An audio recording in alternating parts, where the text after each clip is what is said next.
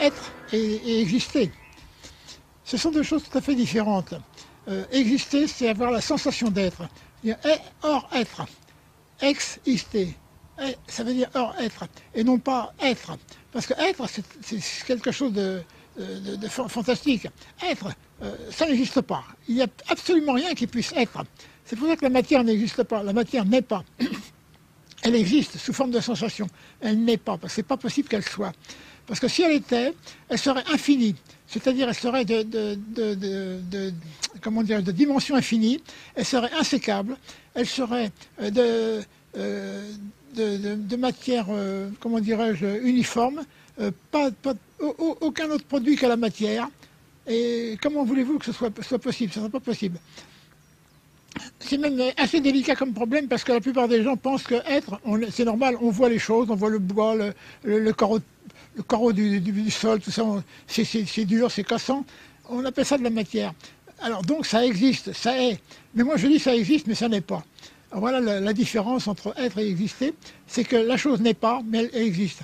Même si on parle de Dieu, par exemple, Dieu existe, mais il n'est pas.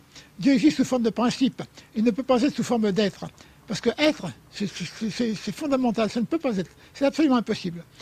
Et je voudrais essayer de faire comprendre cette chose-là, mais c'est très compliqué. Parce que la plupart des gens ont l'esprit déjà formé à être. Quand ils disent je suis, eh bien je suis, c'est pas vrai. On n'est pas. J'existe. Là, on peut dire j'existe, mais on ne peut pas dire je suis. Enfin, c'est pas possible. Comme Descartes disait, je pense donc je suis, eh bien non, c'est pas vrai. Je ne suis pas parce que je pense, mais je crois être parce que je pense. C'est tout à fait différent. J'ai la sensation d'être parce que je pense. Mais la pensée est liée à la conscience originelle de la dualité du néant. Elle est liée à cette conscience-là, et ce n'est pas du tout une réalité. Comment dirais-je,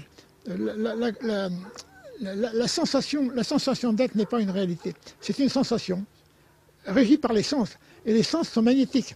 C'est-à-dire que pour voir un objet à distance, c'est une relation entre vibration par vibration magnétique qui arrive de l'objet à votre cerveau. Ce n'est pas de la matière qui arrive. On ne voit pas la matière. On la perçoit par les sens. Alors donc la matière n'existe pas. Si la matière existait, si par exemple était vraiment, si par exemple vous avez une étoile, si elle était vraiment une étoile faite de matière, vous ne pourriez pas la voir. Aussi grosse serait-elle, vous ne pourriez pas la voir. Par contre, faite d'énergie magnétique, même si elle se trouve à 100 milliards de kilomètres, vous la verrez. Pourquoi? Parce qu'elle vous transmet des ondes magnétiques, des vibrations que votre cerveau peut percevoir. Sinon, il n'y a pas d'être. Il n'y a pas de possibilité de matière qui va transmettre à distance sa propre présence. Ce n'est pas vrai, c'est absolument impossible. Et on ne peut pas dire non plus que la matière acquiert à un certain moment la possibilité d'être attractive. C'est absolument impossible. Comment voulez-vous que la matière devienne attractive? C'est un phénomène absolument fantastique. Attirer à distance, vous vous rendez compte un petit peu? C'est pas possible. Attirer, repousser à distance, ça n'existe pas. Ça existe que si c'est une conscience qui unit et qui sépare, comme dans le néant. À ce moment-là, c'est tout à fait différent. Lorsque Lavoisier nous dit rien ne se perd, rien ne se crée, moi je trouve que c'est un petit peu abusif de prétendre une chose pareille.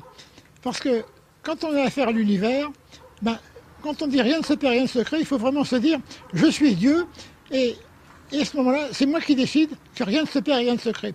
Autrement, comment voulez-vous prétendre que rien ne se perd, rien ne se crée simplement en observant la nature? Moi je dis que tout se crée, tout se perd et tout se recrée spontanément dans le même présent, c'est-à-dire dans un instant zéro. Une ligne géométrique, un instant qui ne dure pas, qui n'a pas de durée.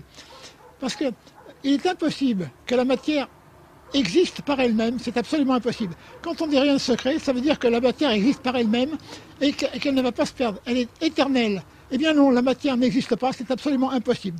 Il n'y a pas de matière, il y a simplement de la sensation de matière, c'est tout à fait différent. Et quand Lavoisier dit rien ne se perd, rien ne se crée, qu'il dit que ça se transforme, la seule chose qui est vraie, c'est que ça se transforme. Autrement dit, dans un éternel présent, nous avons une continuité de l'univers. L'univers se crée en permanence, mais par les énergies magnétiques. Il n'y a rien d'autre que l'énergie magnétique et pas de matière.